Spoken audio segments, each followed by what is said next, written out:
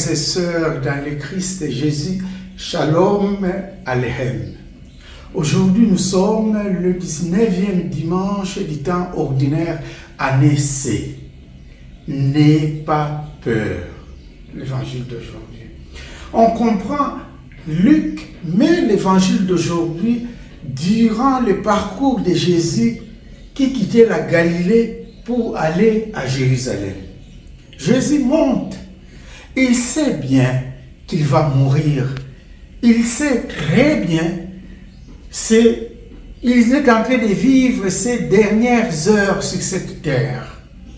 Il va mourir. Il regarde autour de lui. Il regarde ses apôtres.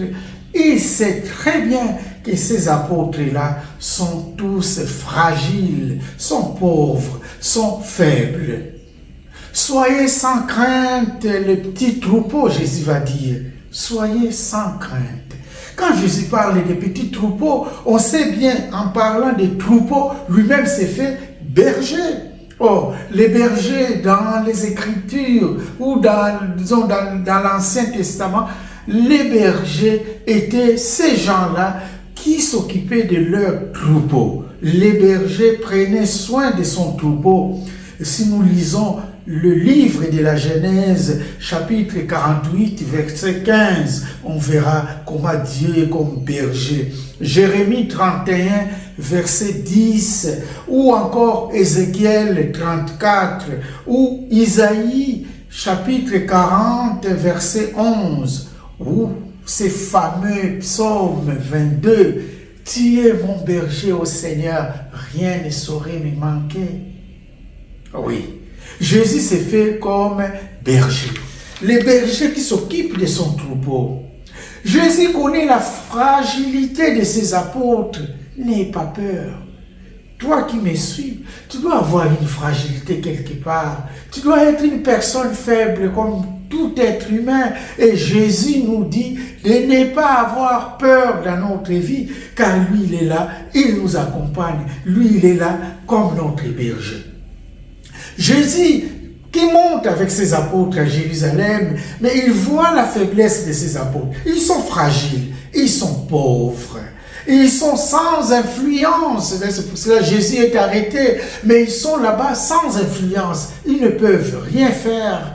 Et ils sont sans culture, ce sont des pauvres pécheurs de Galilée, n'oublions pas, sans appui, sans courage. Ils ont tous fui. Jésus les sait très bien. Il parle à eux, n'aie pas peur. Il nous parle aujourd'hui, à nous, à toi qui me suis, de ne pas avoir peur. Aujourd'hui, Jésus répète cela comme il a répété à ses apôtres. Devant les épreuves qu'on peut traverser, que je traverse, que tu traverses, nous avons tous des épreuves que nous traversons. Jésus nous parle, Jésus nous dit, n'aie pas peur. Dans l'église aujourd'hui, Jésus nous dit, n'aie pas peur. Mais pour quelle raison Jésus nous demande de bannir la peur? C'est pour quelle raison? Parce que son Père prépare pour nous son royaume. N'ayez pas peur, le royaume des cieux est à vous. Oh, Dieu a préparé ce royaume pour nous. Et si ce royaume est préparé pour nous, pourquoi avoir peur? Chers frères et sœurs, nous devons bannir la peur. La peur, c'est l'œuvre du diable. Quand le diable veut nous affaiblir, c'est la peur qu'il utilise. Quand on a peur, on ne peut rien faire. N'ayez pas peur devant les échecs de la vie. N'ayez pas peur. Quand nous sommes écrasés injustement par les adversaires, n'ayons pas peur. Quand la situation est difficile, quand on ne trouve même pas l'issue de nos situations, n'ayons pas peur, car la peur, c'est le début de l'échec. Chers frères et sœurs, Jésus qui monte à Jérusalem, il va mourir. Il sait bien que tout va finir bientôt. Lui-même dira, consummatus est, tout sera consommé. Mais il encourage ses apôtres à ne pas avoir peur. Oui, lui-même a eu cette crainte à Gethsémani. Père, si tu veux, tu peux éloigner de moi cette coupe, mais de toutes les façons, c'est ta volonté, ce n'est pas ma volonté. Il a enlevé la peur, mais il s'est abandonné à son Père.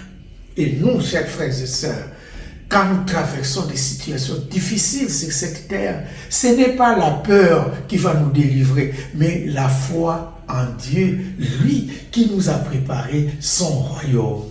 Donc, chers frères et sœurs, nous comprenons que dans l'évangile d'aujourd'hui, Jésus qui monte à Jérusalem pour aller mourir et ressusciter, mais tout simplement ce qu'il dit à ses apôtres, de ne pas avoir peur.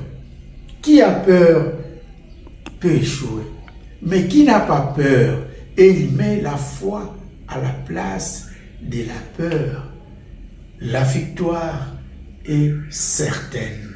Alors, chers frères et sœurs, n'ayons pas peur, car il est là.